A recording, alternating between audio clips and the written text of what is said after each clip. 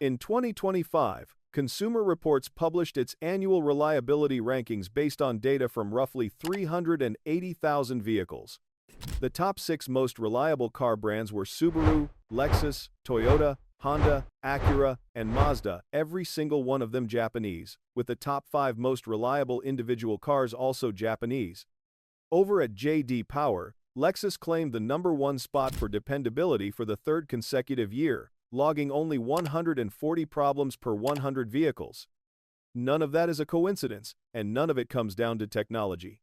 German cars have extraordinary technology. American trucks have extraordinary power. But when it comes to the question that matters most to the person handing over their money, will this car still work in 10 years? Japanese manufacturers keep winning, decade after decade. The reason comes down to 5 habits that never appear in a spec sheet and never show up in a car review, but are built into every vehicle that rolls off the line. To understand where they came from, we need to start not with a car, but with a loom. Habit 1. Jidoka automation, with a human touch. Born in rural Shizuoka Prefecture, Sakichi Toyota spent his early years working in textiles, not automobiles, and in 1896, he developed Japan's first self-powered loom with a feature no one had thought to include before. It stopped itself automatically when a thread broke. Power looms of that era kept running even after a thread snapped, churning out yard after yard of defective fabric before anyone noticed the problem. Sakichi's invention changed the logic entirely, because the machine didn't just run, it recognized when something had gone wrong, and it stopped. That idea, a machine capable of detecting its own errors and halting production the moment something fails, became the foundation for jidoka, which translates roughly to automation with a human touch, and it became one of the 2 foundational pillars of the entire Toyota production system. Sakichi went on to earn 45 industrial property rights in Japan and 62 overseas patents across 19 countries, earning the title King of Japanese Inventors. When his loom patents were sold to Platt Brothers in England, those proceeds became the seed money that created Toyota Motor Corporation, meaning the car company was literally born from the profits of a machine that could catch its own mistakes. And here's where jidoka gets interesting inside a car factory. A modern car contains more than 30,000 parts, and if even one is installed incorrectly and the defect isn't caught immediately, it gets buried under layers of additional assembly. The cost to find and fix it later grows exponentially. Guided by jidoka, Toyota developed something that became famous, the andon cord, originally just a rope running along the assembly line that any worker, not a manager, not a supervisor, any worker could pull upon spotting a defect, a problem, or even a concern. Pulling it would alert the team leader, and if the issue couldn't be resolved quickly, the line stopped entirely. When Taiichi Ohno, the chief architect of the Toyota production system, first introduced this idea, even people inside Toyota considered it reckless. Managers who implemented the system watched productivity collapse immediately. The line kept stopping, output dropped sharply, while managers who ignored the system and kept their lines moving maintained their numbers. On paper, the andon cord looked like a disaster.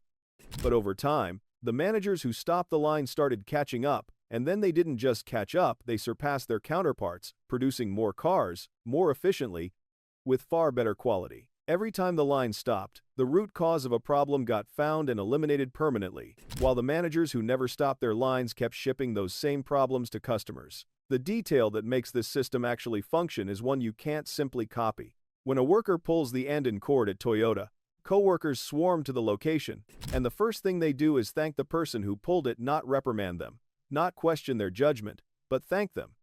Toyota understood that workers who fear consequences for stopping the line will never stop it, and defects will sail straight through to the customer.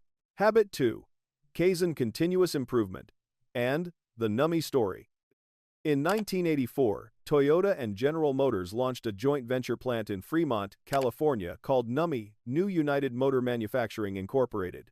GM wanted to understand how Toyota built cars so well. Toyota wanted a manufacturing foothold in the United States. What makes that particular plant worth understanding is where it came from. Fremont had previously been GM's own factory, and it held the reputation of being the worst plant in the entire company. Workers drank on the job, gambled on the floor, and in some cases deliberately sabotaged cars during assembly. Absenteeism was rampant. Cars routinely arrived at the end of the assembly line completely inoperable and had to be towed away for repair. GM shut it down in 1982. When the NUMMI joint venture formed, Toyota made a decision that baffled everyone involved. They insisted on rehiring the same workforce, including well-known union militants and activists. GM pushed back. Toyota's response was to trust the system. Over 85% of the initial NUMMI workforce turned out to be the very same workers GM had laid off. Toyota then flew 257 of those group leaders and team leaders to Japan, to the Takaoka plant, across 9 training sessions from mid-1984 to early 1985, not to lecture them, but to put them on the assembly line, learning the Toyota production system firsthand. That's where kaizen enters. Kaizen means change for the better in Japanese, and it doesn't describe a single event or a one-time overhaul, it describes a daily habit. Every worker, every day, at every level of the organization, looks for small improvements, not breakthroughs, not innovations, but small, incremental, relentless progress. Toyota's own website states it plainly. All employees implement daily incremental kaizen. Within roughly a year of those habits taking root at NUMMI, the same workers who had been GM's worst became part of what a Harvard Business School case study described as the most productive auto assembly plant in the United States, with quality comparable to Toyota's Japanese factories. The plant peaked in 2006, manufacturing over 428,000 vehicles that year. But here's the painful side of the NUMMI story. By 1998, 15 years into the joint venture, GM still hadn't managed to implement lean manufacturing across the rest of its U.S. operations. Toyota had shared its entire system openly, giving GM a front-row seat for over a decade. GM copied the tools, the andon cords, the Kanban boards, the visual management systems. But when American companies installed the andon cord, workers were too afraid to pull it. The tool existed. The empowerment didn't. In 2008, Toyota became the largest automaker in the world, overtaking General Motors, which had held that title for 77 years. 1 year later, GM filed for bankruptcy. The NUMMI plant closed in April 2010, and a few months later, the facility sold to Tesla. Habit 3. Poka-yoke, mistake proofing. At a Japanese electronics plant in 1961, workers kept missing tiny springs in switch assemblies not from carelessness, but because the repetitive handling of microscopic components made errors inevitable, and the facility was running a 25% defect rate as a result. A Toyota industrial engineer named Shigeo Shingo proposed a straightforward fix, a small fixture that held exactly 2 springs for each assembly, requiring workers to remove both springs before beginning their task. If a spring was left behind, the problem became immediately visible. That was the birth of poka-yoke, which translates to mistake proofing, the practice of designing processes and products so that errors become physically impossible, or at minimum, instantly obvious. Shingo originally called this concept baka-yoke, meaning idiot proofing, but workers found the name insulting, and it changed. The principle itself spread everywhere. The reason your car won't shift out of park unless you press the brake pedal, that's poka-yoke. The reason a SIM card inserts only one way, poka-yoke. The reason a seatbelt alarm sounds, poka-yoke. These aren't conveniences. They're the descendants of a manufacturing philosophy that refuses to inspect for errors after the fact, and instead designs the process so errors can't happen in the first place. Shingo connected this directly to what he called zero quality control. If you prevent the error at the source, you eliminate the need for inspection entirely. The Shingo Prize, one of the most respected awards in manufacturing, carries his name. Habit 4. Genchi genbutsu. Go and see for yourself. There's a story, possibly apocryphal, but deeply embedded in Toyota's culture about Taiichi Ono and newly hired engineering graduates. Ono would take a new engineer to the factory floor, draw a chalk circle on the ground, and tell the engineer to stand inside it. Then he'd leave. The engineer's job was to observe the processes, the workers, the flow of materials, everything within their field of vision. When Ono returned and asked what the engineer had seen, an answer that wasn't detailed enough prompted the same instruction: keep watching. This is genchi genbutsu, which translates to real location, real thing, or more practically, go and see for yourself. And it stands as one of the 13 pillars of the Toyota production system. No report, no spreadsheet, no dashboard substitutes for physically being at the place where the work happens. Ono required new engineers to spend their first day on the production floor, observing every aspect of the work before reporting back, reasoning that data and reports are useful tools but can never capture the full complexity of real-world operations. Toyota holds management presence on the factory floor to a high standard, not for supervision, but for genuine understanding, because there's a difference between visiting a place and knowing it, and genbutsu is about the latter. No customer will ever see this habit in action, and no advertisement will ever mention it, but it's the reason that problems at Toyota tend to get solved at their root rather than patched over with a temporary fix. Habit 5. Just in time, making only what is needed. The second foundational pillar of the Toyota production system, alongside jidoka, was championed by Sakichi Toyota's son, Kiichiro Toyota, who carried the family business from textiles into automobiles. Kiichiro's principle was stated simply: make only what is needed, when it is needed, and in the amount needed. His own words captured the stakes. A complete car cannot be built if even one part is missing. Coordinating this is no small task. However, without this control, we could have a mountain of parts and still not be able to build a car.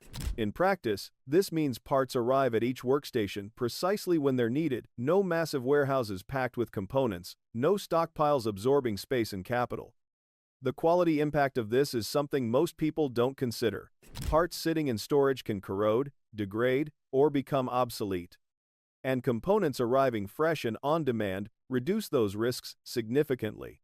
The system also demands perfect synchronization, which forces extremely tight quality requirements on every supplier in the chain, because if one supplier sends defective parts, there's no buffer of extra inventory to absorb the mistake. The entire system feels it immediately. What inspired this approach, of all things, were American grocery stores in the 1950s, specifically the way supermarkets restocked shelves only when customers removed items. Toyota took that model and applied it to manufacturing at industrial scale. The proof: when all 5 habits converge. To see what happens when all 5 of these habits operate together at their highest level, look at the development of the Lexus LS400. In 1983, AG Toyota declared that Toyota needed a world-class luxury sedan, and the project, codenamed F1, short for Flagship 1, received no time constraints and no budget ceiling. What followed was an act of industrial obsession. Toyota assigned 1,400 engineers, 2,300 technicians, and over 220 support staff organized into 24 separate teams. They built 450 prototype test mules, studied 900 different engines, accumulated 1.7 million miles of testing, and sculpted 14 full-size clay models when most car programs use 5 or 6. Over 100 crash tests were conducted. 2 years went into finding the right leather. The wood trim came from Yamaha, the piano company, because of the grain quality. Prototypes were left in the Arizona desert for 3 months with the windows down, parked next to competitor vehicles, and when the team returned, the competitors showed visible damage while the Lexus looked nearly new. Chief engineer Ichiro Suzuki operated under a principle he called Neokatsu: never, ever compromise, and he refused to sacrifice one metric for another. When a colleague resisted building the engine Suzuki envisioned, Suzuki reportedly refused to leave the man's office until he agreed to try. After 6 years and over $1 billion, the Lexus LS400 launched in 1989 at a base price of roughly $35,000. A comparable BMW 7 Series cost about $49,000. A Mercedes 420 SEL ran roughly $63,000. And the Lexus wasn't just cheaper, it was better. The engine ran so smoothly that you could reportedly balance a champagne glass on the hood while it idled, and its drag coefficient came in at an exceptionally low 0.29. Mercedes-Benz engineers bought an LS400, took it apart, and quietly acknowledged they'd been beaten. In response, Mercedes rushed improvements to the upcoming W140 S-Class. That rushed development ran over budget, and Mercedes chief engineer Wolfgang Peter lost his job as a result. BMW went as far as accusing Lexus of selling the LS400 below cost to undercut them. By 1990, the LS400 was outselling equivalent Mercedes and BMW models in the United States. Perhaps the greatest confirmation of the LS400's engineering came from an automotive journalist named Matt Farah, who bought a used 1,990 LS400 inches 2014 with nearly 900,000 miles already on it, paying $1,500. Over the next 4 years, more than 100 different people drove that car, and in February 2019 it crossed 1 million miles, with not a single driver ever stranded except once, for a dead battery. Total maintenance across those 4 years came to about $17,000. And that's not the only million-mile story. Victor Shepard drove his 2007 Toyota Tundra past 1 million miles in just 9 years on the original engine and transmission, logging roughly 125,000 miles annually while hauling heavy equipment. He had the truck serviced 117 times. When it hit 1 million, almost everything still functioned. The only failures were the sun visor detent on the driver's side and the odometer, which maxed out at 999,999. Toyota gave Shepard a new Tundra and took the old one back to tear it apart. Chief engineer Mike Swears didn't celebrate when he got that truck. He popped the hood, and what he found in that teardown directly shaped the design of the all-new 2022 Tundra. One more detail ties this entire story together. Visit Toyota's headquarters in Tokyo, and you'll find larger-than-life portraits in the lobby, one of the company's founder, one of the chairman, and a third of an American. A statistician from Wyoming named W. Edwards Deming, who first traveled to Japan in 1947 to help rebuild the country after the war. In 1950, Deming began teaching Japanese manufacturers his theories about quality, and the core idea was straightforward. Don't inspect for defects after you make the product, build quality into the process from the beginning, and hold management, not workers, responsible for designing systems that produce quality. Deming predicted that within 5 years, Japan would be globally competitive. Most people were skeptical. Within 18 months, the improvements were already visible. In 1960, Emperor Hirohito awarded Deming the Order of the Sacred Treasure, second class, and the Deming Prize, established in 1950, remains one of the most coveted awards in Japanese industry. Its medal bearing a profile of Deming's face. For 30 years, though, Deming was virtually unknown in his own country. Not until an NBC documentary called If Japan Can, Why Can't We? Aired in 1980, did America begin paying attention to the man Japan had been listening to for 3 decades. That's the real lesson here. These 5 habits, jidoka, kaizen, poka-yoke, genchi genbutsu, and just-in-time, are not trade secrets. They've been published in books, taught in universities, and shared openly with competitors. Toyota gave GM a front-row seat to the entire system for over 2 decades at NUMMI, and GM still couldn't replicate it. The habits are not procedures you can install, they are a way of thinking, about quality, about respect for workers, about the difference between catching problems and preventing them. Toyota's own website states it better than any outside summary could. It doesn't matter how much machines, robots, or IT excel, they can't evolve any further on their own. Only humans can implement kaizen for the sake of evolution. 17% of all Toyotas on the road are expected to surpass 250,000 miles, and that number didn't happen by accident.